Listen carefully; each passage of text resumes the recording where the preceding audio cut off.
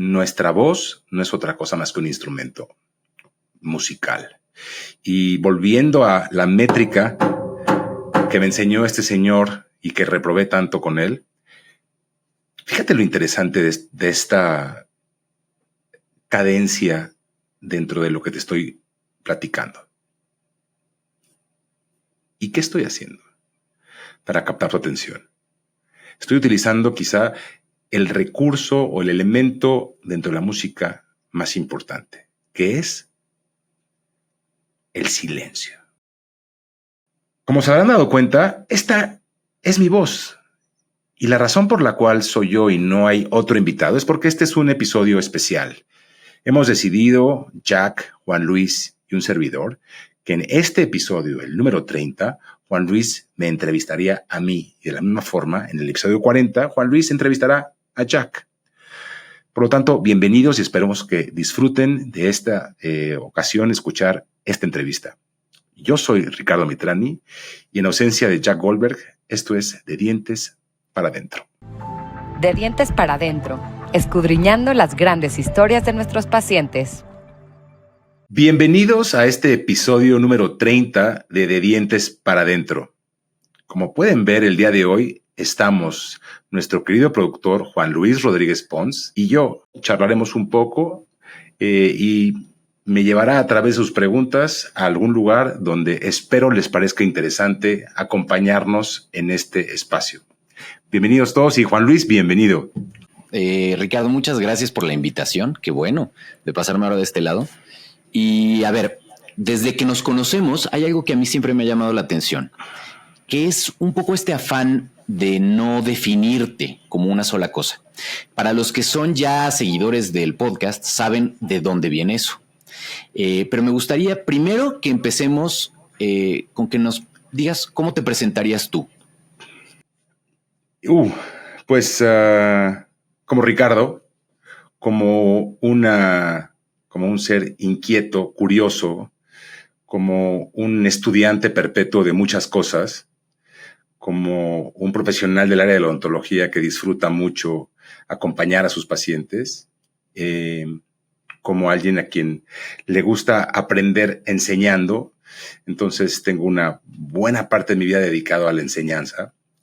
Y como alguien que disfruta de la experiencia humana en todos sus ámbitos, en todas sus aristas y en todo momento. ¿A qué te refieres con la experiencia humana? Pues me refiero a la forma en la que nos relacionamos los unos con los otros. Nosotros, los seres vivos, somos relaciones. Y la experiencia humana precisamente es el proceso a través del cual nos relacionamos y a través del cual nos relacionamos no solo entre nosotros, sino también con el medio ambiente, con el mundo, con el universo. Entonces, a eso me refiero con la experiencia humana. Tú estudiaste la carrera de cirujano dentista, entiendo, en la Universidad Tecnológica de México. Tienes un posgrado de rehabilitación oral, luego una maestría en ciencias odontológicas en la Universidad de Washington, donde además eres profesor. ¿Por qué dentista, Ricardo? A lo mejor la gente que nos escucha o que va a Grupo Dental Bosques nunca te lo ha preguntado. Es ¿por qué elegiste esta carrera? Pues la elegí por imitación. Vengo de una familia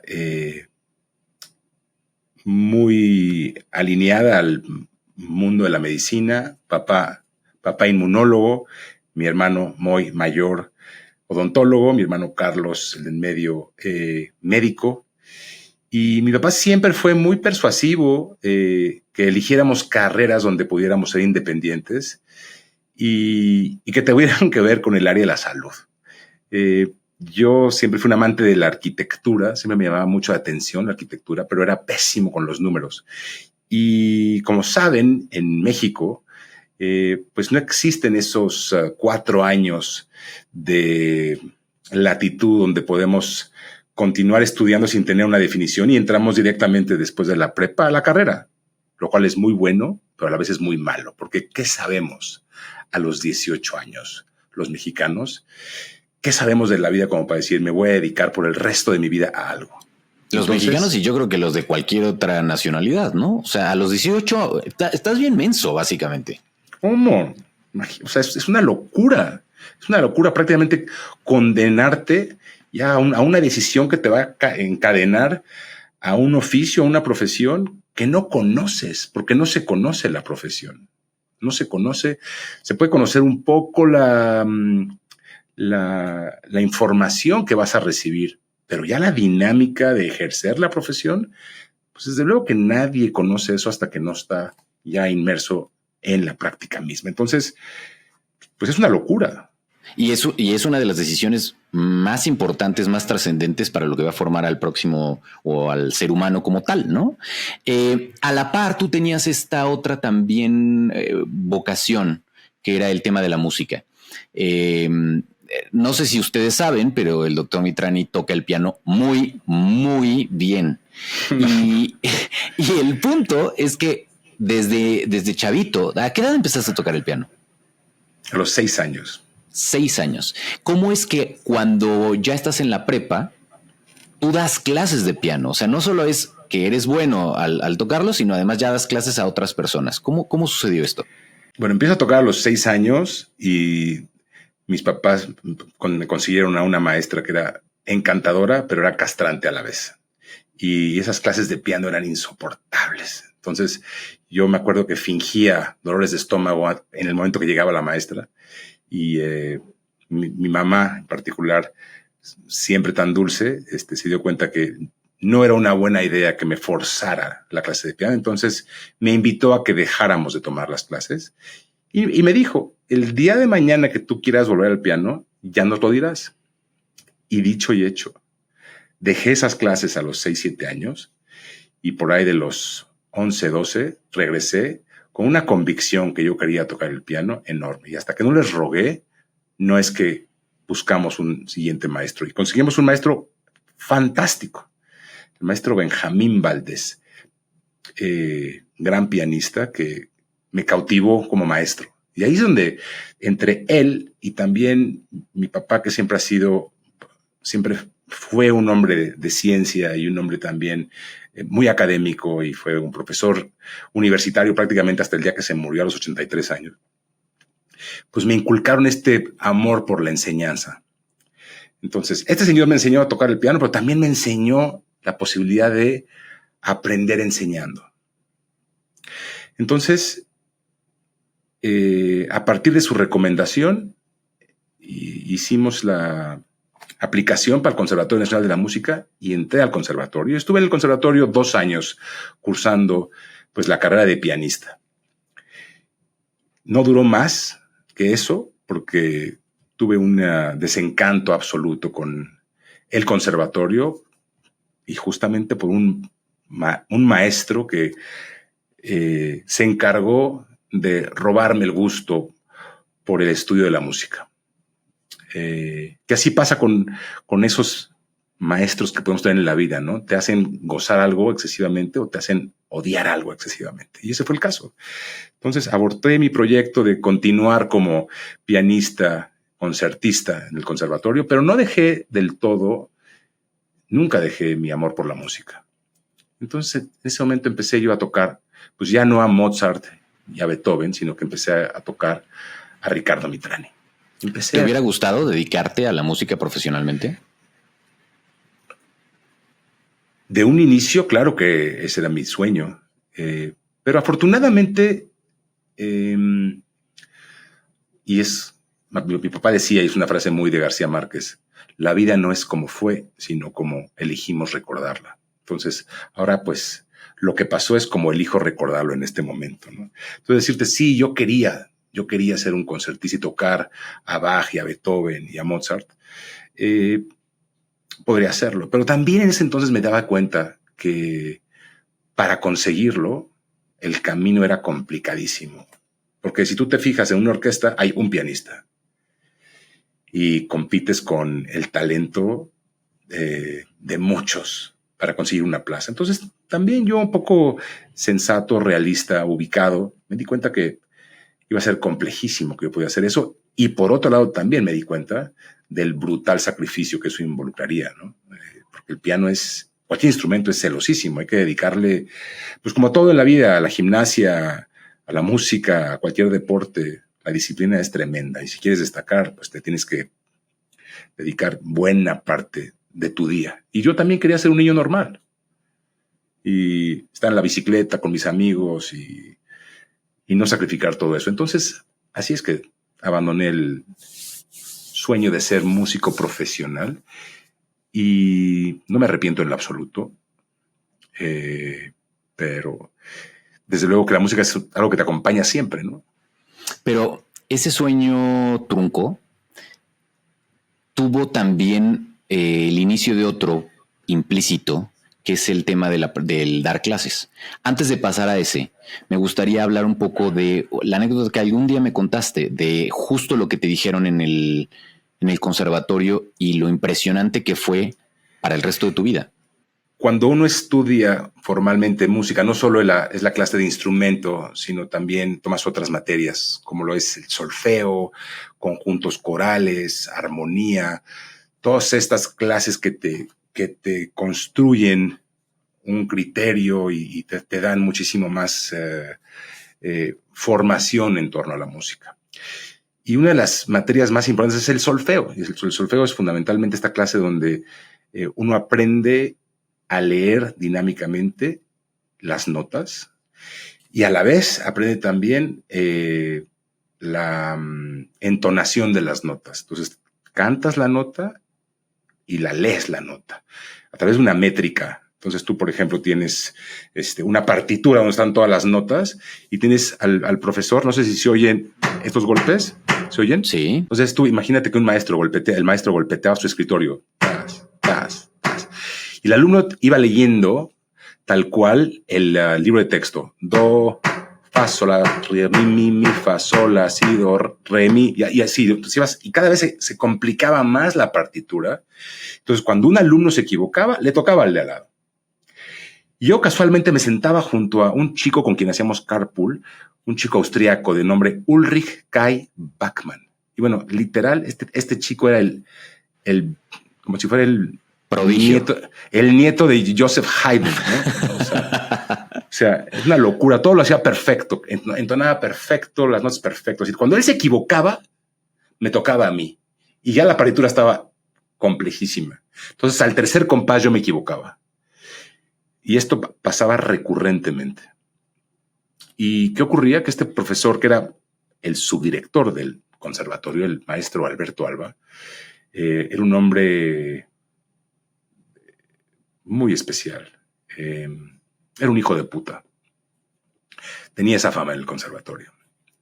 Pues a mí me decía, Mitrani, usted no será capaz ni siquiera de vender chicles en el metro cuando sea grande. Y pues cuando estás en la secundaria y alguien te avienta un conjuro de esa índole, pues como que dices, ¿será que tiene razón? Y en ese momento ocurrió algo muy fortuito o muy desafortunado, como lo quieras ver.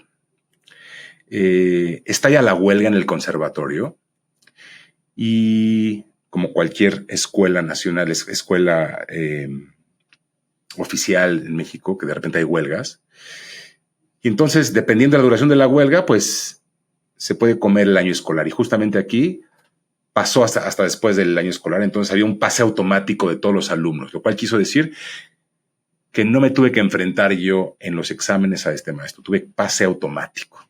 Y por eso digo que fue o fortuito o fue muy desafortunado. Inicialmente pensé que fue muy fortuito porque dije, oye, pues ya la hice, ya pasé el siguiente año, ya no tengo que estar con él. Pero la realidad es que el daño estaba ya hecho, porque me di cuenta que fue tan desmotivante pasar por ese proceso que dije, esto no es para mí. Y bueno, me di de baja del conservatorio, mis papás fueron muy apoyadores como siempre, y así fue que dejé esto, seguí tocando yo lo que yo quería tocar y tocaba música pues más bien contemporánea, algo de rock, armé mis primeras banditas.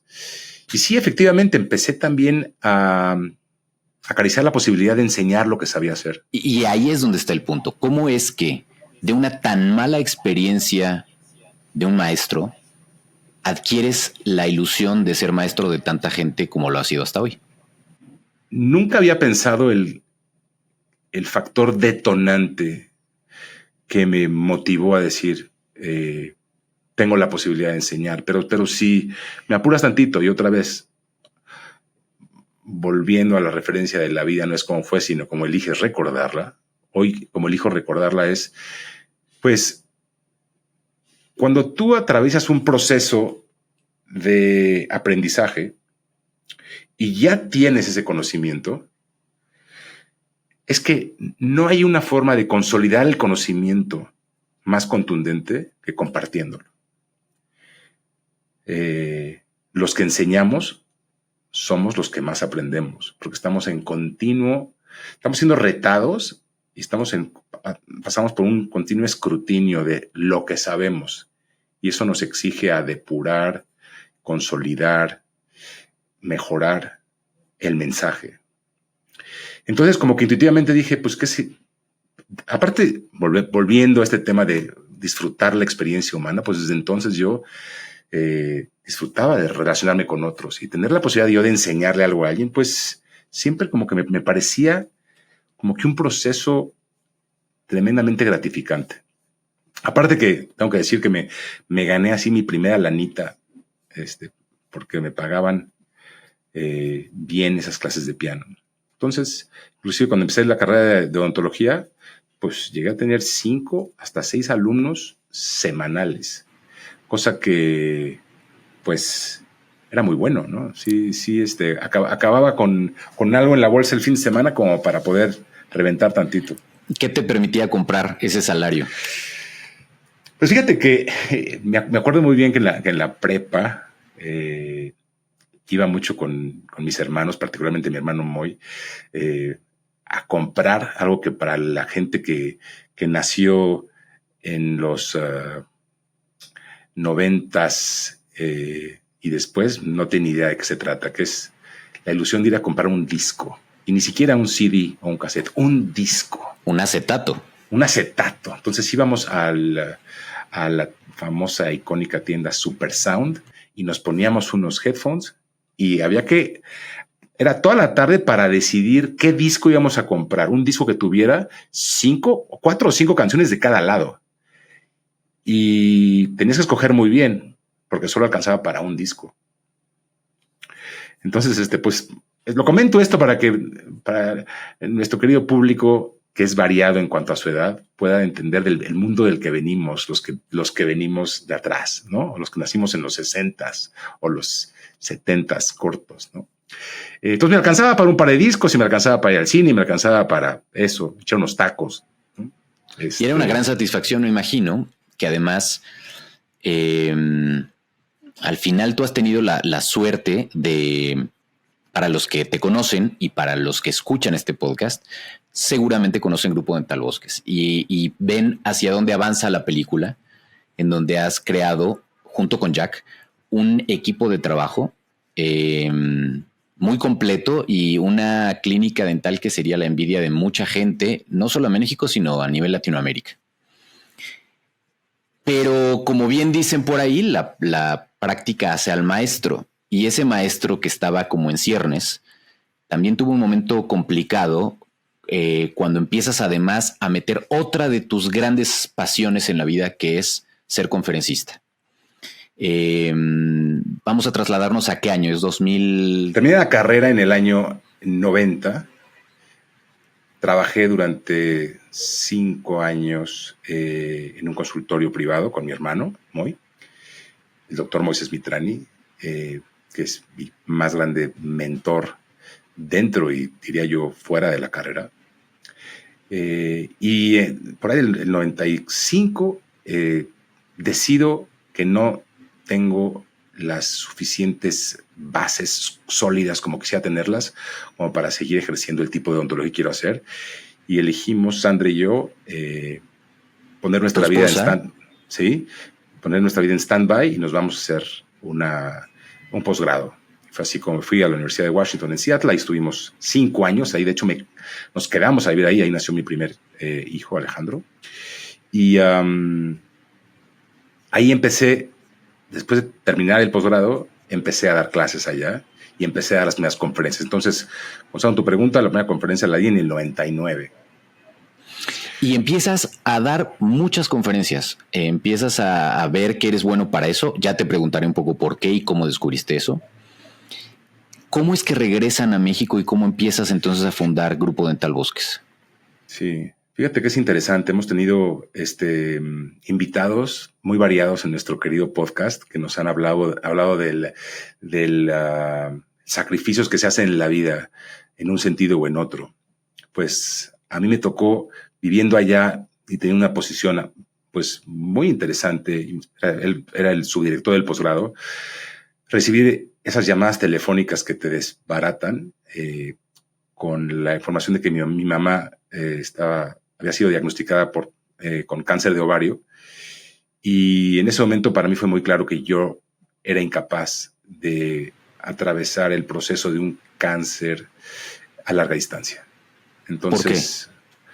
Pues porque sentí que mi lugar era estar cerca de mi familia nuclear, y en ese momento Sandra y yo elegimos volver a México porque queríamos estar cerca de mis padres y de sus padres. Entonces, así fue que decidimos regresar a México. Entonces fue un regreso un poco atropellado porque no estaba planeado en lo absoluto.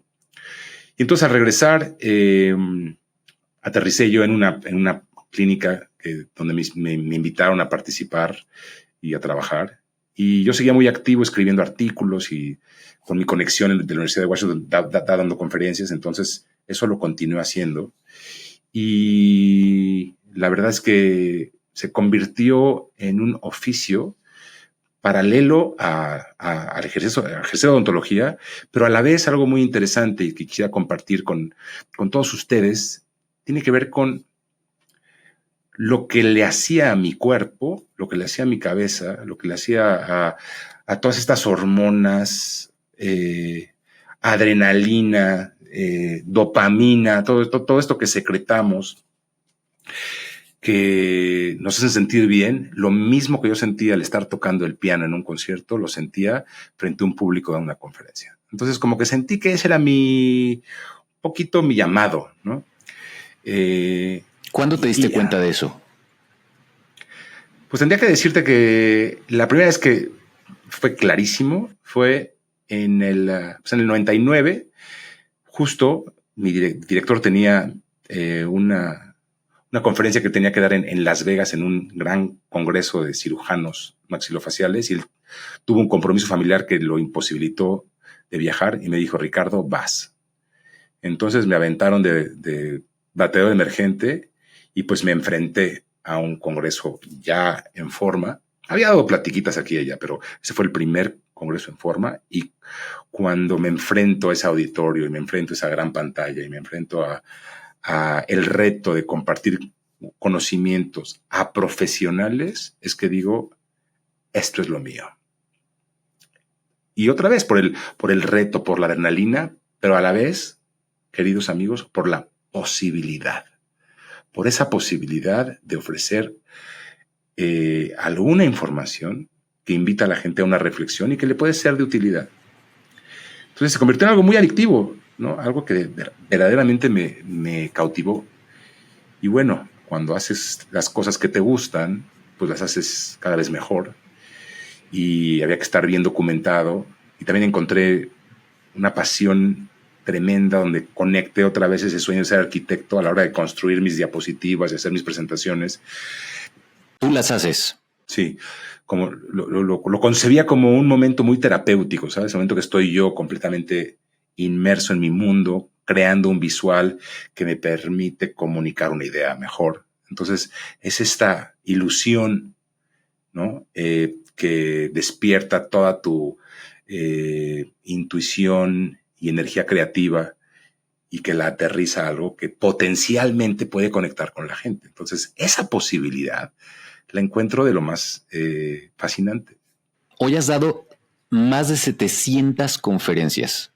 Yo no creo que haya mucha gente, deja tú gente en general, pero además cirujanos dentistas que tengan ese privilegio de poder tener a 700, pulir sus habilidades de comunicación a ese nivel. Y a ver, aquí podemos entrar a un tema bien interesante que a los dos nos gusta mucho, que es el tema de las conferencias, ¿no? El reto de subirte a un escenario como tal. Cuando tú estás hablando del material que te apoya a nivel visual, ¿qué recomendaciones le darías a la gente que nos escucha después de dar 700 conferencias? Porque todos tarde o temprano tenemos que pararnos a hacer eso. Puede ser desde un pitch de ventas, puede ser que expongas el trabajo de un cuarto del año, ¿no? Entonces, ¿qué has aprendido en estas 700 que puedes compartir con la audiencia a nivel de que podemos aplicar a partir de hoy? Híjole, pues muchas cosas. Lo primero que diría es lo más, al nivel más básico, es preguntarte por qué. ¿Por qué estás con la inquietud de dar esta conferencia o este pitch o esta idea que quieres comunicar? ¿Por qué? Porque si tienes claro el por qué, es muchísimo más fácil que tengas las herramientas y que estés preparado para hacer un papel digno. Pero si no tienes claro el por qué y nada más lo haces, pues porque ves que otros lo hacen o porque pues está de moda decir que das conferencias o porque parecería que eso te va a traer otros beneficios, pero no tienes muy claro el qué es lo que estás buscando detrás de pararte enfrente de la gente y comunicar algo, es muy complicado que lo consigas. Entonces, lo primero que quizá recomendaría es tener muy claro el por qué estás haciendo esto. ¿Qué quieres conseguir detrás de este proceso de comunicación? Lo segundo que te diría es prepárate y no improvises y tenle muchísimo respeto a la gente que va a estar sentada ahí. Pero sobre todo, tente muchísimo respeto a ti mismo, porque es como todo, ¿no? Es en la medida que, es como si piensas en aquellos que se preparan para correr, una carrera, un maratón. Pues el que se prepara disfruta muchísimo el día que llega a la carrera, pero el que no se prepara sufre y sufre muchísimo. ¿Alguna vez le faltaste al respeto, a ese respeto que hay que tenerle al público? ¿Y cómo te fue para que nos compartas un ejemplo? Tendría que decir que en ese sentido, no, siempre he sido tremendamente cuidadoso. Quizá a lo mejor se aparece este personaje, Alberto Alba, que me dijo, usted no va a ser capaz de vender chicles en el metro. Y quizá hay esta parte retadora que dice, no, en este espacio, claro que soy capaz y tengo que estar lo suficientemente preparado para enfrentar a esos demonios, a esos potenciales miembros del público que pudieran saltar y decir, ¿de qué me estás hablando? Tú no sirves para vender chicles en el metro, ¿sabes? Entonces, en ese sentido, creo que podría decir que habitualmente he estado muy preparado. Ahora que lo pienso, mientras me haces esta pregunta tan linda, te diría que una vez que le falté el respeto a un público fue una vez que dormí muy poco y estaba en Alicante, en España, y me invitaron a dar un curso de 2 días. Y pues en España la gente sale tarde, como saben, y pues la marcha española se cuelga mucho. Irresistible. Irresistible. Y yo, bueno, pues me llevaron a cenar. De por sí cenan tarde en España, a las 11, 12 sales del restaurante y de ahí pues te llevan a tomar una copa y luego otra copa. Y yo veía que toda la gente del Congreso estaba ahí en todos estos bares con los que estuve en la mañana en el curso. Yo veía ahí. Entonces dije, bueno, una copa más y me voy a dormir. Y veía que, o sea, seguía la marcha y decía, bueno, pues quizá nada de quizá. Me emborraché y como que no le di el respeto que tuve que haberle dado. Y esto fue hace muchos años y pensaba que tenía las herramientas como para poder sacar la faena adelante. Pues te quiero comentar que llegué a mi cuarto de hotel, recosté la cabeza en la cabecera, tenía 2 horas para descansar y en eso suena el celular, suena el teléfono de la habitación y yo pensé que me hablaban de abajo, no sé para qué, y era una llamada que me decía, estamos abajo esperándote para que vengas para ir ya a que des tu conferencia.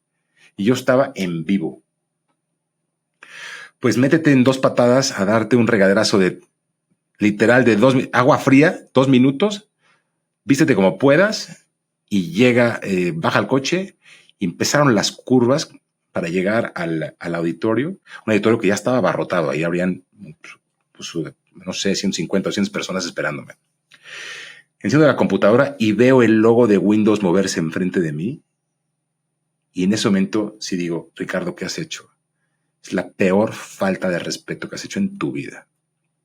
Y lo peor del caso es que cuando arranca ya la presentación y yo empiezo a hablar, mi cabeza no jala. O sea, mi boca no estaba conectada con mi cerebro.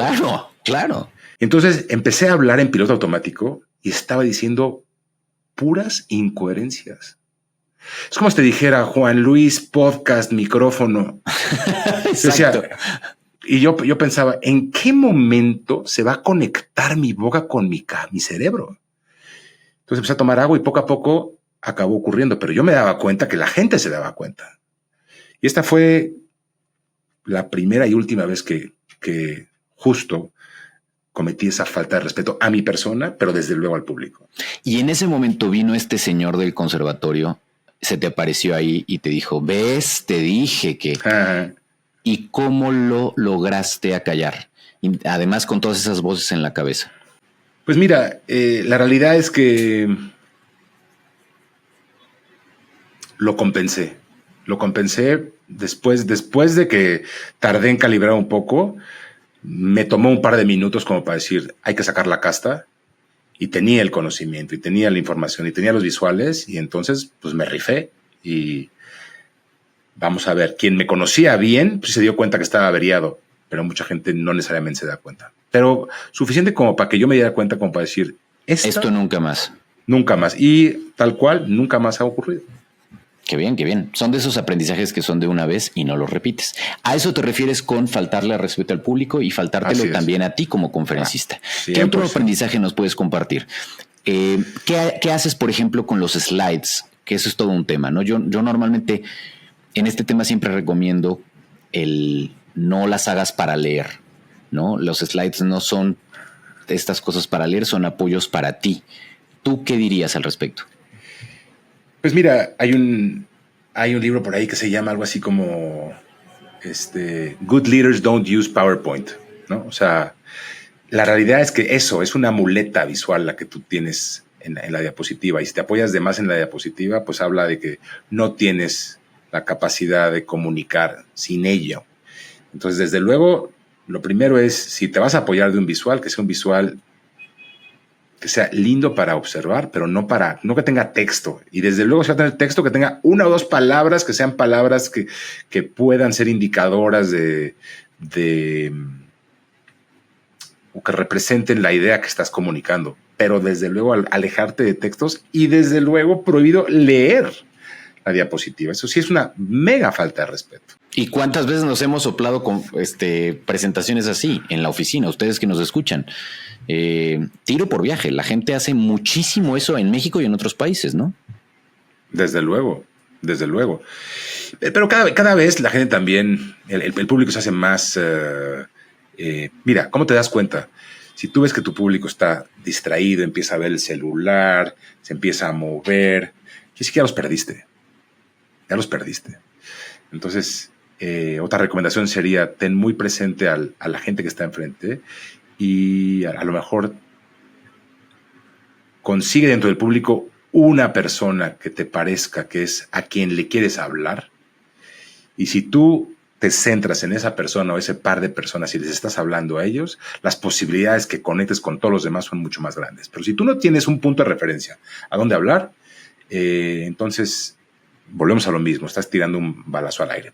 Que la realidad es que independientemente de lo mucho que tú manejes tu contenido, piensa que cada miembro del público tiene otra cosa en la cabeza en ese momento y conseguir su atención y llevarlos a todos a través de el viaje que tú eliges llevarlos es de altísima complejidad y de ninguna manera puedes asumir que lo consigues.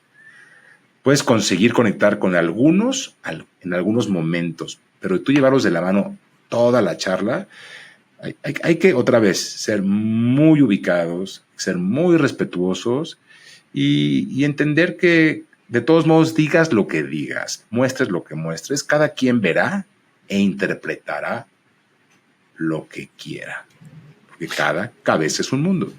Y me imagino que otro nivel de complejidad de esto es cuando la conferencia se la das a colegas, a expertos, porque habrá gente que puede dar una conferencia a gente que sabe mucho menos o que no tiene idea del tema del que estás hablando. Eso es lo más común. Pero en tu caso, tú a veces das conferencias a otros colegas de otras partes del mundo que pueden saber igual o más que tú.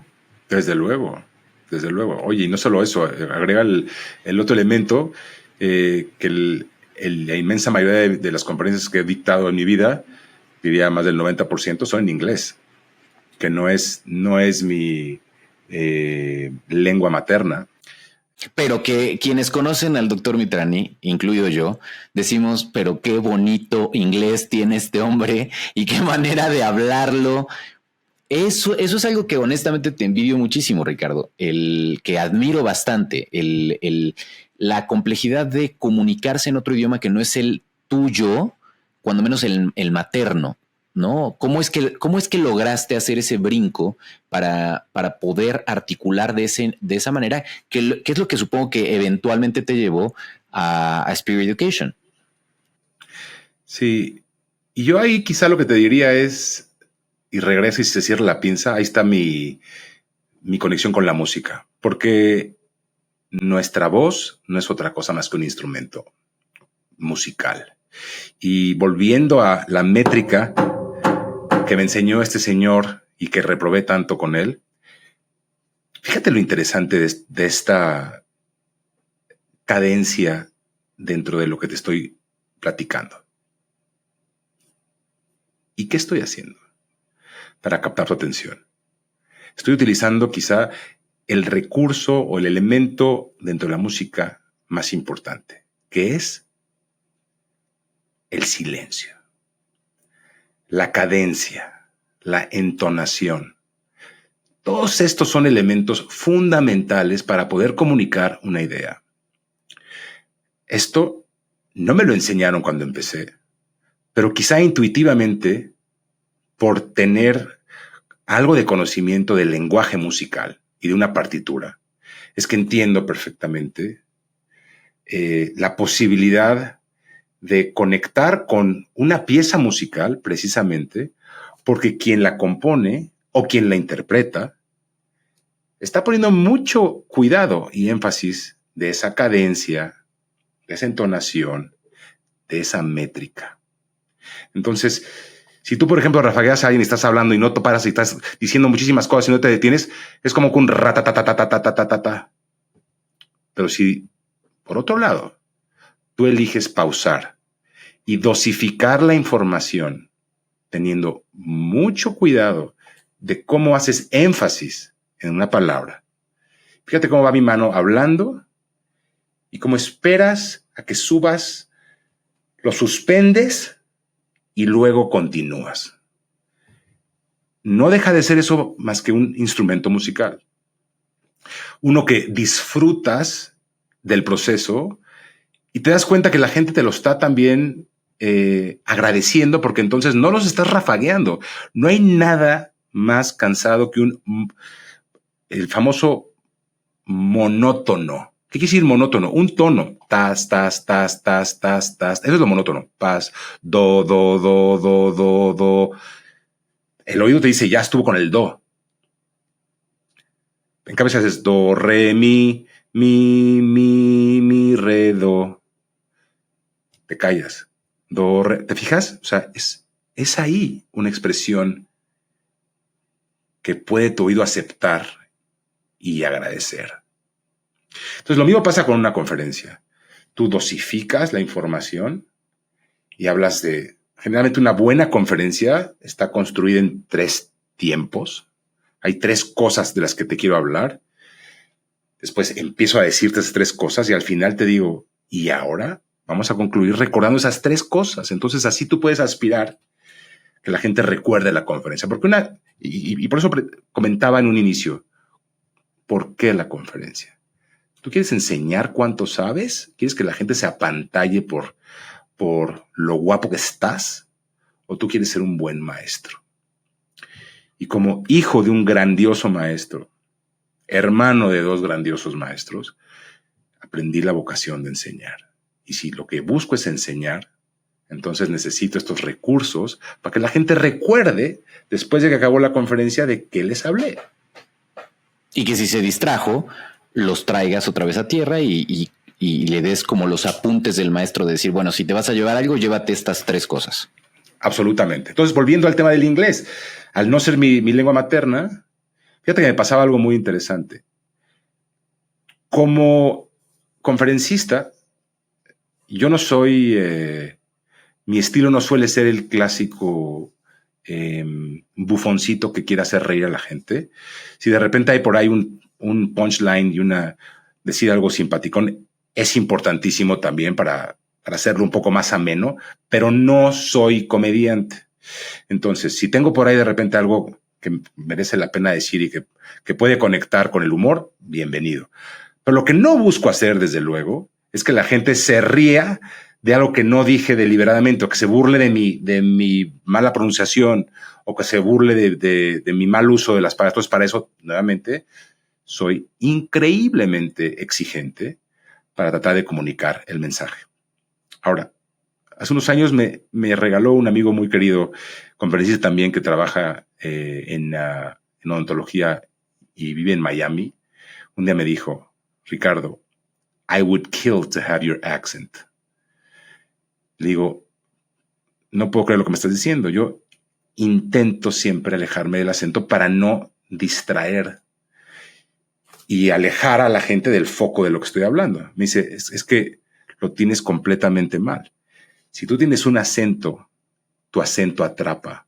La gente pone más atención cuando hay un acento. Entonces, ahí fue cuando también vi una posibilidad que no veía de otra manera. Y yo no pensaría que tú tuvieras acento. Qué increíble. No. Y ahora, pero ahora ya voy mucho más relajado. Entonces eso, desde luego que hace que uno fluya mucho más en su narrativa. Voy a tomar el control para adelantar un poco la historia. Tú fundas Grupo Dental Bosques y luego en el 2013, en este afán de dar conferencias y moverte por el mundo, de pronto te viene otro gran momento de crisis de la que aprendes. Cuéntanos un poquito de eso. Pues una gran crisis, desde luego. Mira, Grupo Dental Bosques arranca en febrero, el 15 de febrero del 2005. Y es en este mismo sitio donde estamos en este momento haciendo la transmisión. El que la gente que los ha ido a consulta conoce. Así es. Un espacio de 160 metros donde era yo, y a partir de ahí contraté a una secretaria y una primera asistente y una persona que nos ayudara a limpiar.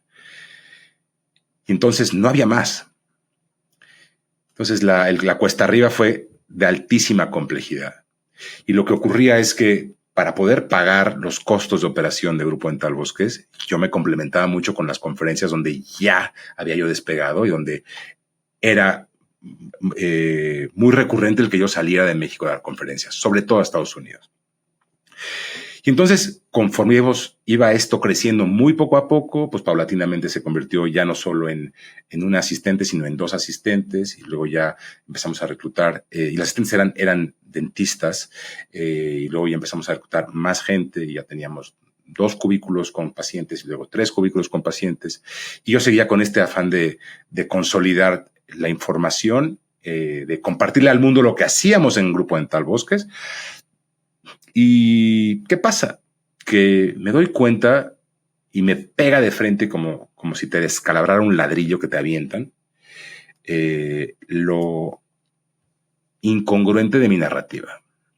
Porque yo iba por el mundo hablando de terapia interdisciplinaria y hablando de el nivel de odontología que hacíamos aquí, inspirando gente en todo el mundo. O sea, llegaba de una gira por el sudeste asiático, donde podía estar yo en Indonesia, en Singapur, en Hong Kong, y regresaba a México y pone un pie en Grupo Dental Bosques y tenía al equipo más desmotivado del planeta. Entonces, imagínate, este tan poderoso dicho proverbio que tenemos en México: luz de la calle, oscuridad de la casa. Es cuando me doy cuenta que esta absurda noción de que mi equipo estaba conectado conmigo a través de una esotérica osmosis era pura piña. No hacía la chamba de entrenar a mi gente. Entonces yo podía ser un gran educador fuera de mi casa, pero era un pésimo líder dentro de mi casa. Y ahí es donde empieza esta catarsis, este proceso de darme cuenta, esta crisis. Y empiezo poco a poco a cambiar completamente la dinámica. Y ahí es donde mi vocación de maestro la pongo a prueba y la valido. Porque aquellos que vienen a Grupo Dental Bosques a partir del 2012 se dan cuenta que el equipo que hemos formado aquí es un equipo espectacular de odontólogos profesionales, de un altísimo calibre, de un conocimiento, de una vocación por ayudar a los demás espectacular.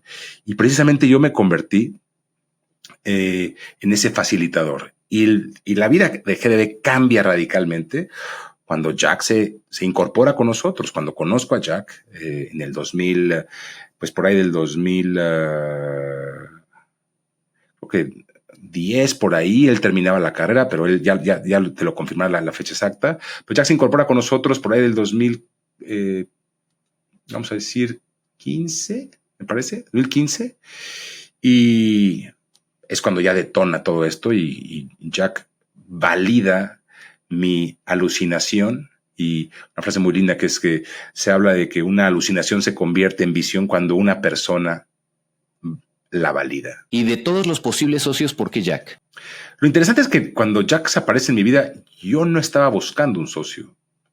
Pero el momento que lo conocí, yo me enamoré de él y no concebí la relación de sociedad, simplemente me enamoré de la posibilidad de acompañarlo, porque se veía que Jack era un rockstar desde el día que nació. Entonces acompañar a un rockstar es muy divertido.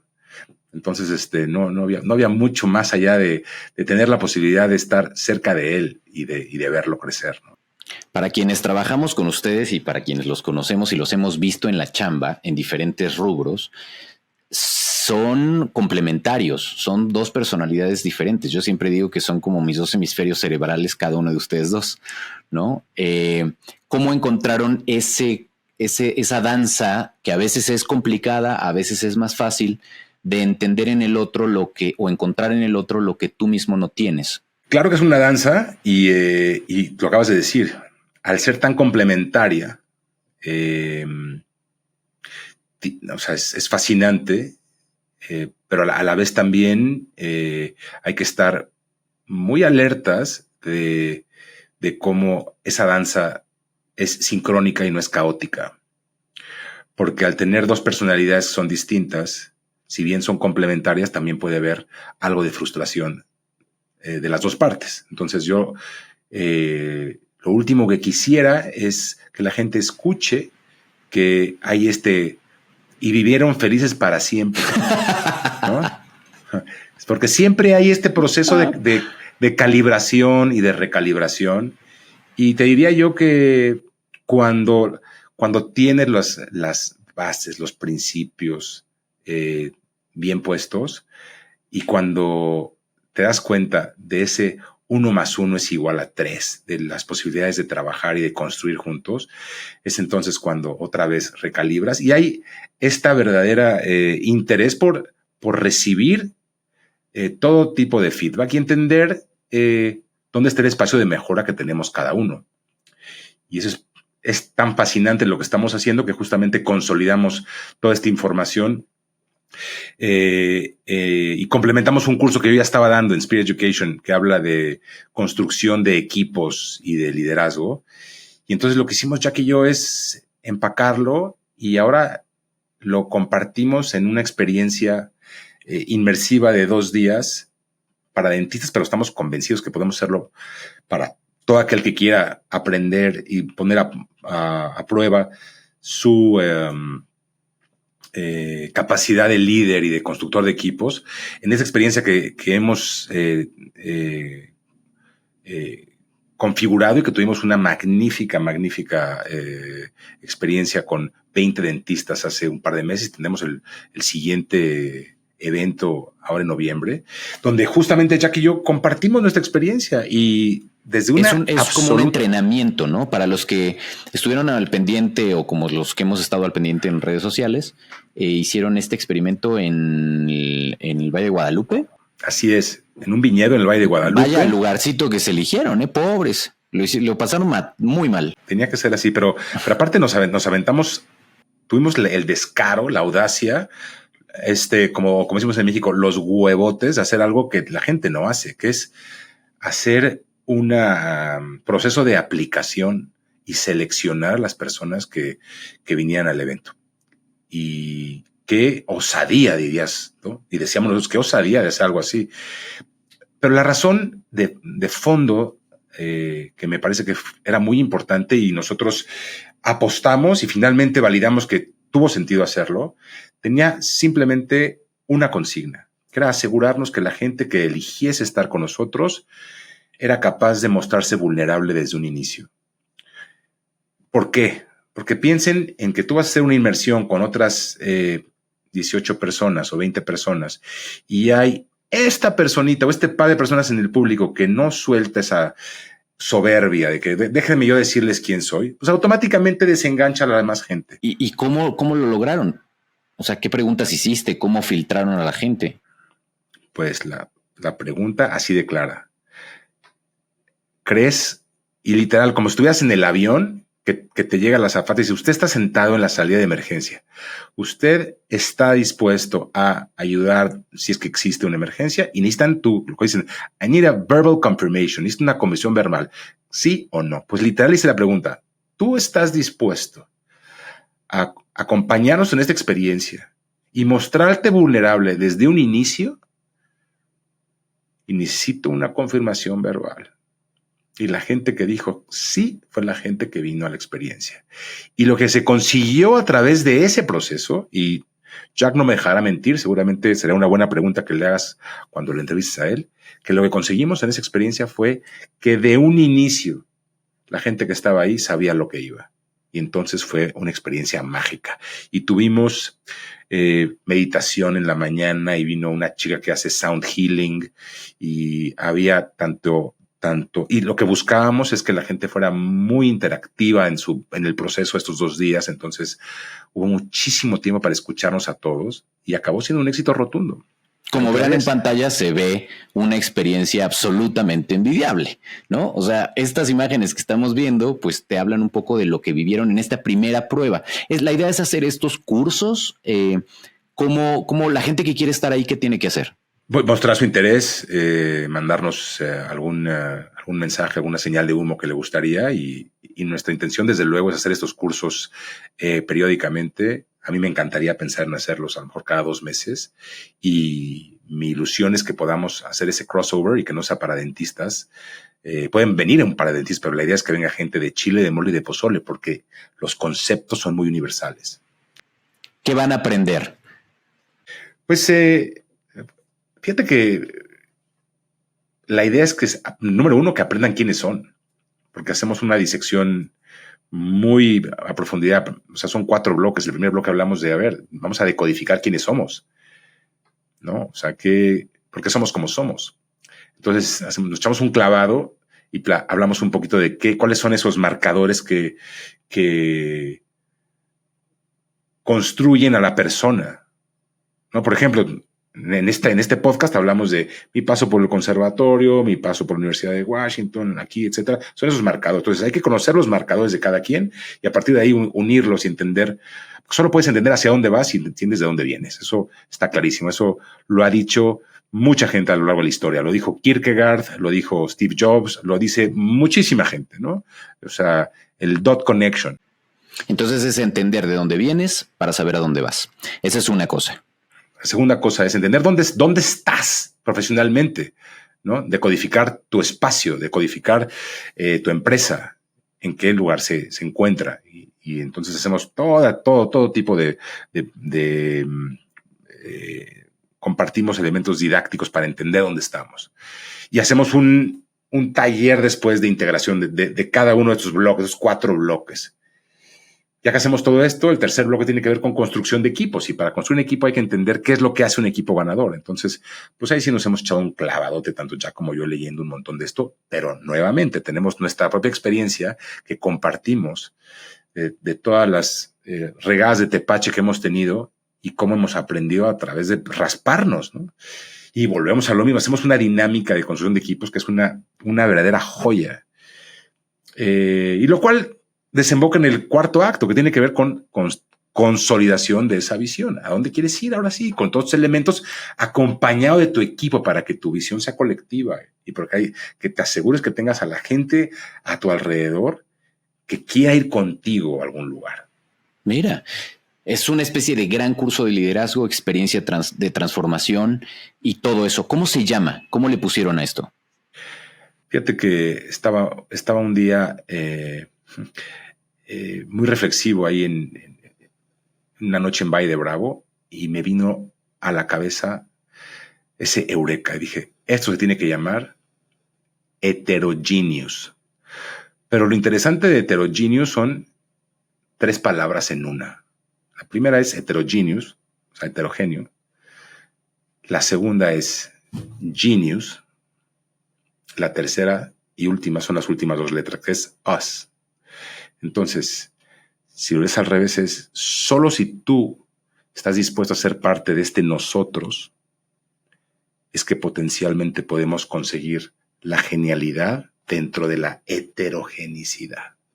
Entonces se llama heterogeneous. Así se llama la experiencia. Wow. Y es parte de Mitrani Goldberg, ¿no? Así lo pusieron. Sí. Hemos arrancado con este proyecto donde Jack y yo estamos convencidos que queremos embarcarnos en este proyecto de continuar enseñando. Yo como ya lo dijiste, llevo toda la vida haciéndolo y soy parte de esta increíble empresa de educación continua en Estados Unidos que se llama Spirit Education. Soy profesor en la Universidad de Washington, donde voy también una vez al año a dictar cursos. Y creemos que ahora es hora de también poder hacer algo así en México, donde podamos también consolidar parte de nuestro aprendizaje. Jack tiene también tremendos recursos y conocimiento que pues, queremos consolidar y compartirlo, ¿no? Y compartir nuestra experiencia que creemos que le puede servir a los demás. Si la gente los quiere seguir, están en una nueva cuenta en Instagram que abrieron hace un par de semanas, justo con la experiencia de Valle de Guadalupe. Sí, la cuenta es Mitrani Goldberg, pero la verdad son la cuenta, que por cierto también quisiera yo echar el comercialazo que tenemos ya, cuenta de Instagram que se llama De Dientes para Adentro, donde van a aparecer todos los episodios, inclusive reels con algunos briefs de cada uno de los ahora 30 episodios que tenemos. Juan Luis, ¿qué opinas de eso? 30 episodios. No, sí, suena fácil y a la vez se ha ido de volada, ¿no? Y les agradecemos muchísimo a la gente que nos ha escuchado y que nos ha acompañado en este camino, porque sin ustedes que nos escuchan, esto no tendría sentido. Ha sido una gozada no podemos estar más felices y agradecidos. Lo que hemos aprendido de cada uno de nuestros invitados realmente es conmovedor y creemos que sí tiene una razón de existir De Dientes para Adentro. Para cerrar, solo me gustaría hacerte una última pregunta retándote a que la contestes en 1 o 2 palabras, ¿no? Y es, aprovechando que no está Jack, ¿qué es lo que más valoras de Jack? Todo. Qué mañoso eres. No, lo que más valoro de él es que me reta. Que me reta. Y que no deja de retarme. En todo momento. En todo momento. Entonces, consigue lo mejor de mí. Y eso yo creo que es parte también de esa magia y de esta conducción doble que de pronto tenemos acá, o a dúo que tenemos en este podcast. Buenísimo, señor. Pues, ¿quiere usted despedir entonces el episodio? Pues lo despedimos. Pues muchísimas gracias a todos por seguir ahí. Si llegaron hasta este momento es que escucharon el podcast completo. Les agradezco y los felicito. Es el podcast más largo que hemos grabado, que no me sorprende porque solemos, Juan Luis y yo, ser parlanchines. Y no tenemos a Jack, que es el timekeeper, que seguramente en el de él terminarán mucho antes. No creas. Lo vamos a escudriñar. Eso. Pues un privilegio hacer esto. Muchísimas gracias. La verdad es que no es más que conmovedor ver cómo ha pasado el tiempo y lo que hemos escuchado de tantos de ustedes que se han acercado y nos han compartido.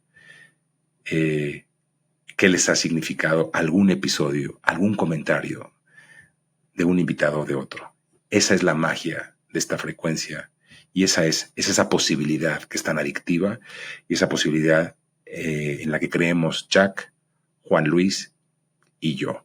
Y recordarles que por favor nos sigan en esta cuenta nueva, como les decía Ricardo, que está apareciendo aquí, miren aquí mero, de Dientes para Adentro. Súmense por favor para que pues sigamos esta conversación, porque la idea es generar una comunidad, no nada más que nos escuchen, sino generar una comunidad, porque una de las cosas que a Ricardo y a Jack les gustan más es justamente esta escucha activa. Así que pues recuerden que subimos un episodio cada semana los lunes y nos vemos entonces hasta el siguiente episodio. Y quizá nada más, ahora que te escucho, sí tengo ganas de decir una cosa más.